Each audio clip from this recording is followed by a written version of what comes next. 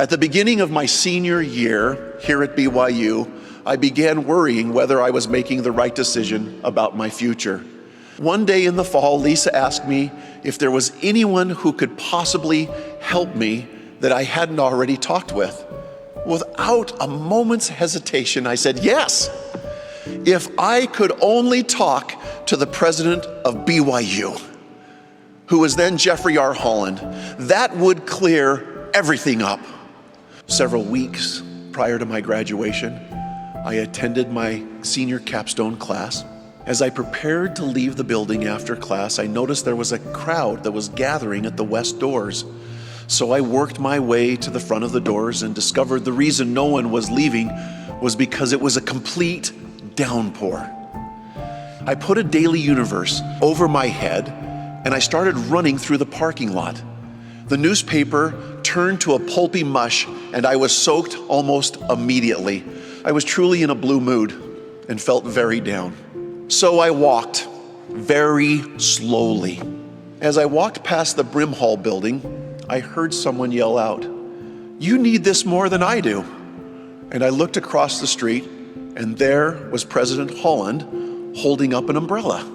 And he responded by opening the rear passenger door of his car and offering me a ride home. Sister Holland, who was already in the car, greeted me as President Holland got into the driver's seat. "Where can I take you?" President Holland asked as he looked at me through the rearview mirror. My wife and I were managing apartments south of campus at the time, and I kind of hesitated in telling him where I lived because I didn't think he would be very impressed. But with the president of the university looking at me in the eye, I confessed the name of the complex. And President and Sister Holland chuckled and said, "Pat and I managed those apartments when we were undergraduates at BYU." I was stunned. My tiny brain couldn't comprehend that President Jeffrey R. Holland actually lived in the same apartment that I was living in. Impossible. We started driving south on Campus Drive past the Mazer building.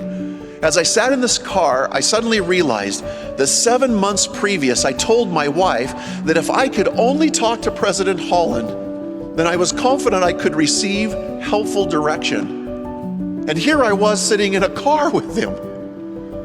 I mustered my courage and I asked, "President Holland, have you ever been so discouraged that you didn't know if things would ever work out?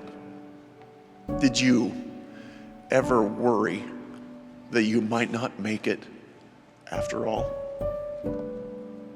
He looked at me through the rearview mirror and answered again, to my surprise, "Yes, I did."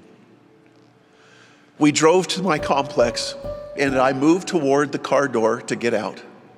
But President Holland put the car in park and he and Sister Holland turned in their seats to face me. And we talked. At one point in our conversation, he said, "Matt, part of your problem is that you don't believe."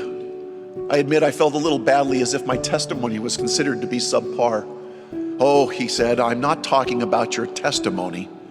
You just believe that God will work his mighty miracles for everyone but you." And his assessment was actually right. And then he said, with his typical fervor, "You gotta believe, Matt. You gotta believe." He then offered some more sound counsel, heaps of encouragement, and I got out of the car. I stood and waved until they were out of sight. Upon entering our apartment, I shared this experience with my wife, and we wept together.